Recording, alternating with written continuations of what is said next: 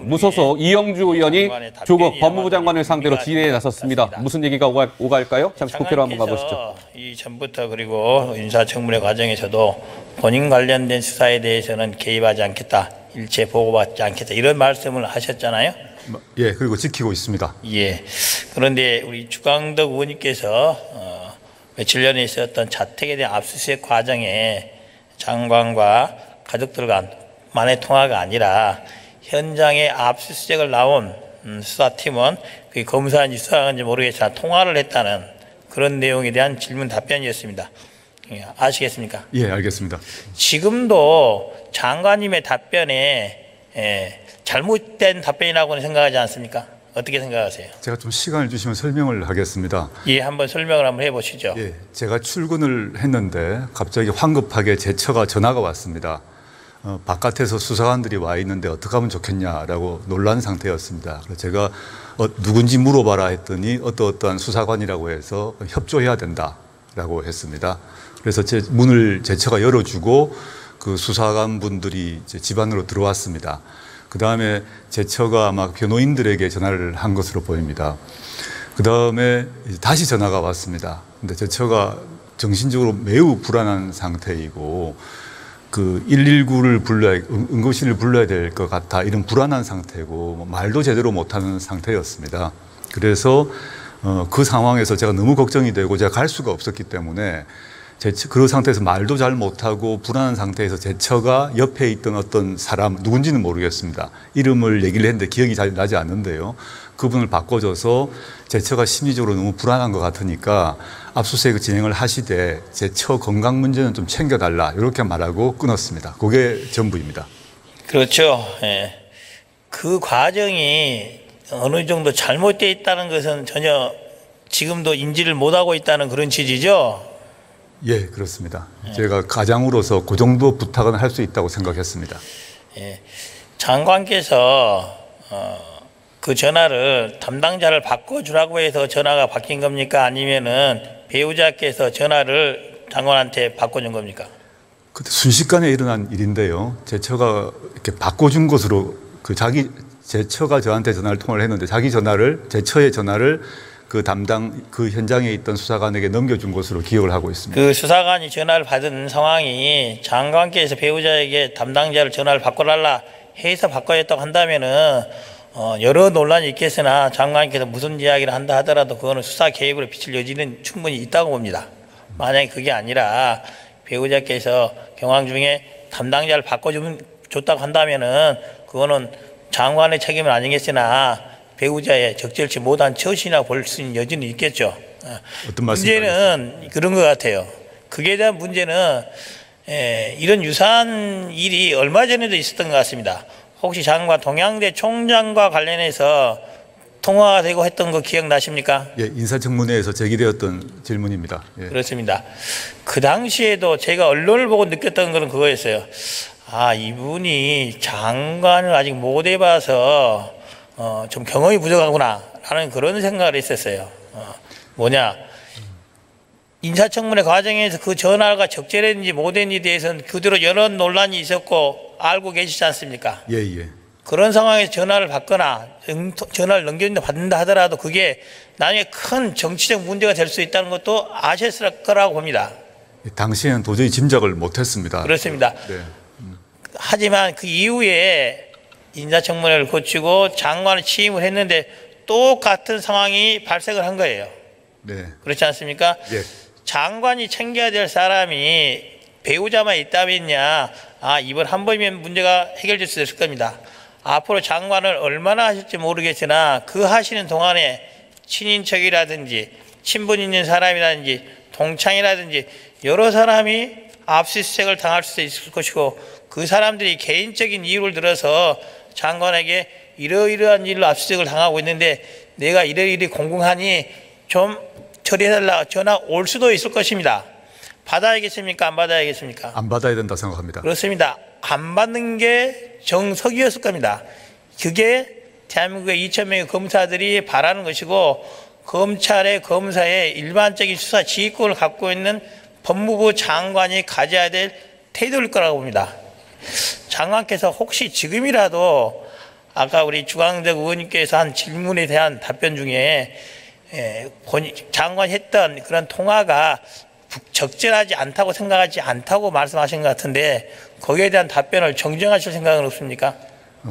지금 돌이켜보니 일체 물론 제처가 전화를 걸어왔지만 제처가 물론 상태가 매우 나빴지만 그냥 다 끊었었으면 좋았겠다는 생각을 지금 후회를 합니다.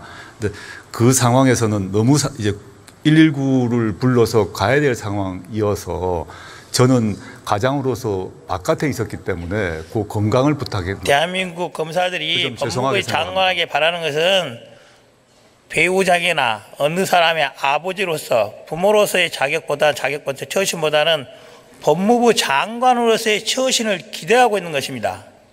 제가 얼마나 큰 위중한 상황인지는 모르겠으나 그게 많은 검사들이 아까 답변했던 법무부 장관의 답변을 보고 그 답변이 적절한 답변은 아니었다고 봅니다.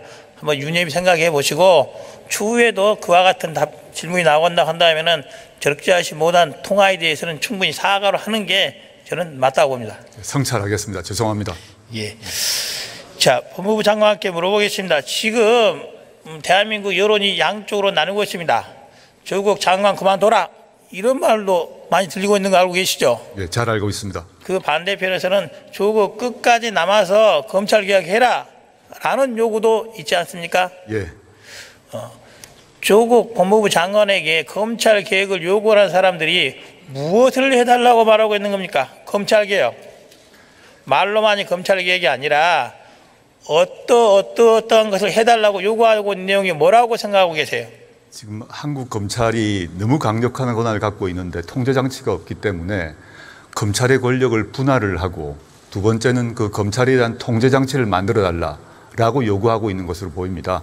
그래서 그것은 더 구체적으로 말씀드리면 대선 공약이기도 하고 국민의 거의 90%가 지지하는 공수처 설치를 법무부가 지원을 하라. 또 수사권 조정 같은 경우도 물론 법안이 국회에 올라와 있습니다만은 지원을 하라라는 취지가 있고요. 그 다음에 법률 개정과 관계없이 대통령령이나 법무부 규칙 등 행정부 차원에서 할 수 있는 검찰 개혁도 올해 내로 빨리 시행하라. 즉 패스트트랙은 입법부의 몫입니다만은 국회의 몫 말고 행정부의 몫을 빨리 시행하라 이런 취지로 저는 이해하고 있습니다. 그렇습니다. 크게 한 3가지 정도 되겠죠. 예, 의문은 이거예요. 자, 법무부 장관께서 장관직 하기 전에 민정수석을 하셨습니다. 맞지 않습니까? 예, 그렇습니다. 그리고 전임 법무부 장관인 박상기 장관과 함께 문재인 정부 들어서 검찰 개혁을 해오고 있었습니다. 그렇지 않습니까? 예.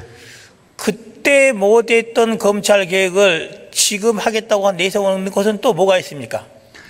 이전에 박상기 장관이 있어서 안 되던 거였는데 박상기가 아닌 조국이니까 할 수 있다. 이런 내용은 어떤 거예요? 제가 아는 바로는 박상기 장관님 때 법무부가 주력했던 것은 지금 국회에 법안이 이제 패스트트랙에 올라가 있는 공수처 법안을 성안을 하고 또 수사권 조정과 관련해서 행안부 장관님과 합의를 하고 그에 기초해서 법안을 만드는 데 집중했습니다. 즉 법률로 가능한 검찰개혁안을 만드는 데 집중하신 걸로 제가 알고 있습니다. 저는 만약 지금 시점에 제가 해야 될 일은 그 법률 문제에 대해서 물론 보완 작업을 저희가 해야 되지만 더 중요한 것은 법률이 아닌 각종 행정부 차원에서 할 수 있는 인사, 조직, 문화, 감찰 이 정도의 사안들에 집중하라라는 것으로 그 차이점이 있는 것 같습니다. 그렇습니다. 인사라든지 감찰이라든지 이런 부분, 행정에 대한 부분도 이전 박상기 장관 때도 저는 할 수 있었다고 봅니다. 할 수 있었는데 왜 미진했는지 장관이 민정수석에 있었을 때 할 수 있었을 것인데 왜 미진했는지를 명철히 반성을 해야지만이 새로운 길이 보이지 않을 것입니다. 지금 문재인 정부에서 내세우고 있는 검찰개혁은 크게 2가지로 내세우고 있어요. 하나는 공수처를 설치하겠다. 또 하나는 검경수사권 조정을 하겠다. 이게 크게 2개를 내세우고 있는 거 아니겠습니까? 예, 그렇습니다. 혹시 오늘 아침에 기사 내용 중에 박상기 장관이 잡지와 인터뷰한 거 보신 적 있습니까? 예, 보았습니다. 예, 거기에 보면 박상기 전 장관은 공수처 설치에 대해서는 본인은 부정적이다 이런 말을 한 적이 있습니다. 자, 무소속 이영주 의원의 질의가 이어지고 있습니다. 이영주 의원 질의를 시작하면서 저희가 오늘 처음에 좀 말씀을 나눴던 그 부분에 대한 질의를 했어요. 자택 압수수색 과정에서 조국 장관이 현장 검사팀장과 통화한 것과 관련해서 질의했습니다. 그거 잘못된 거 아닙니까?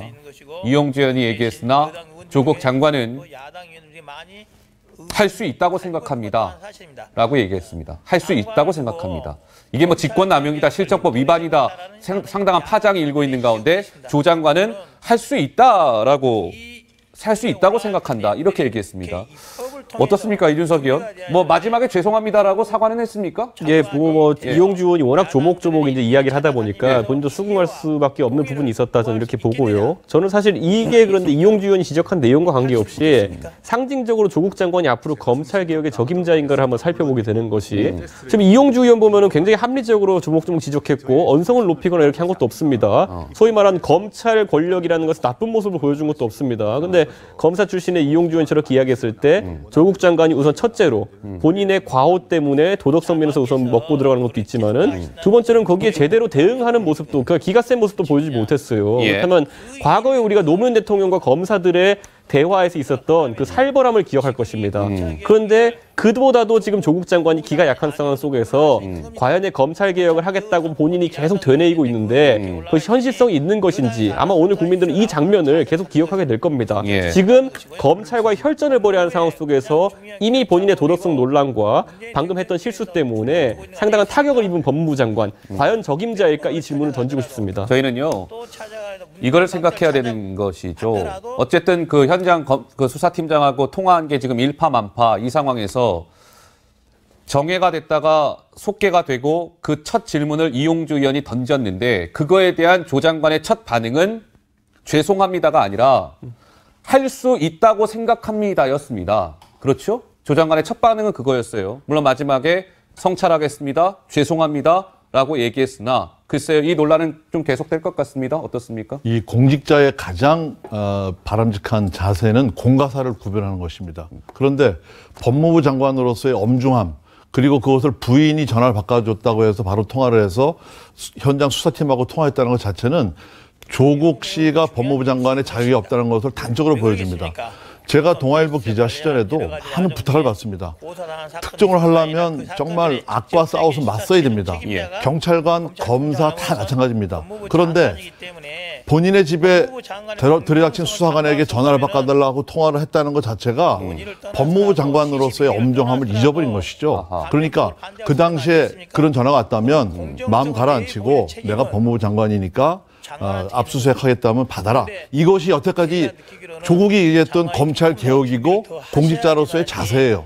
그런데 부인이 많이 아프고 불안해하니까 차분하게 해달라라는 얘기까지 했다 그리고 지금 누가 전화를 걸었는데도 왔다 갔다 하지 않습니까? 부인이 바꿔준 것 같다. 내가 전화 바꾸라고 한 것 같다. 이런 정도로 기억을 못한다면 법무부 장관으로서가 아니라 정말 경찰과 어디 뭐 수사팀장 자격도 없는 것이죠. 아하, 예, 알겠습니다. 자, 이 얘기는 여기까지 할게요.